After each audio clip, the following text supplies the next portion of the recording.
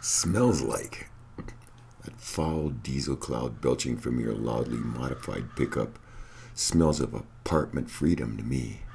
Those factory-extruded double-meat byproduct corpro-burgers clearly smack of the good life.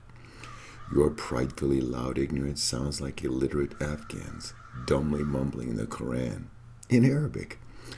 Looks for sure as if that fool global warmin babble turns out to be just another expensive elitist form of nannying.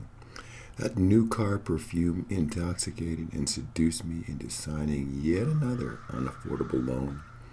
The tastes of cola, candy, chips, white bread, and hot dogs are part of our traditional family values. Sounds like you should probably learn to text in Spanish, even though you still can't read English. We can view the future without worry or guilt after pledging our imaginary souls to a fictional savior. They just can't mask the smell of stress, despite deodorants, perfumes, bad breath, and wicked gas. Growers are not paid to breed for taste. Important qualities are shipping stability and visual impact. Our ordained progress is surely reflected by the amount and volume of our loud and random noise. Looks like we just need unplanned sprawl, mindless consumer spending, and foreign credit to really thrive.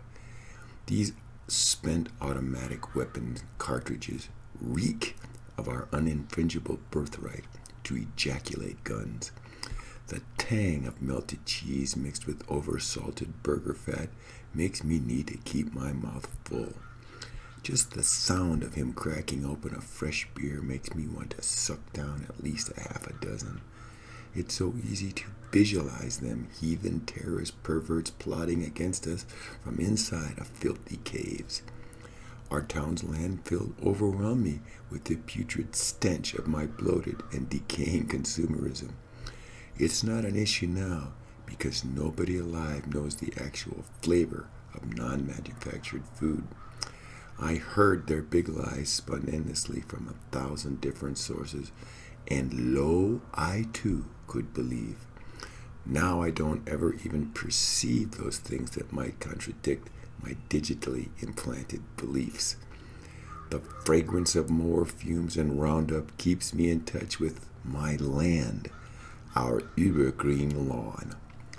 Feeding on those Agent Orangey artificially cheesy puffs perfectly epitomizes my food philosophy.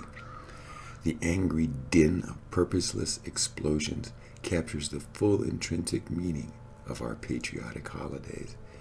Grand Canyon smog is the visual metaphor for our glorious, coal-fired, air-conditioned freedom.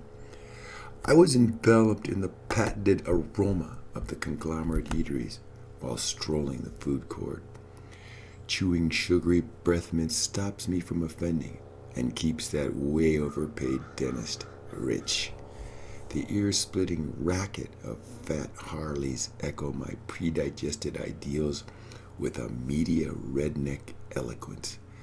From our lofty and divinely self-granted exceptionist viewpoint, the world begs for our guidance. I am totally committed to focusing only on the scent of money as my guide in this greedy pilgrimage. Hey, savoring bin Laden's death was worth each life and every penny of the $1 trillion it cost us. Each of us makes sure our own noise covers everybody else's, and that keeps us all from going berserk. It appears to me as if our outdated and crumbling infrastructure has just always been this way. I internalized the smell of sacrifice as he lost his sphincter when the IED ripped off his legs. We grazed on a smorgasbord of tasteless humor, acid cynicism, and air-popped sensationalism. Once I heard the word, I could tune out anything else that upset, bothered, or even conflicted me. I still saw myself as I never could have been, despite my injuries, obesity, and that metabolic syndrome.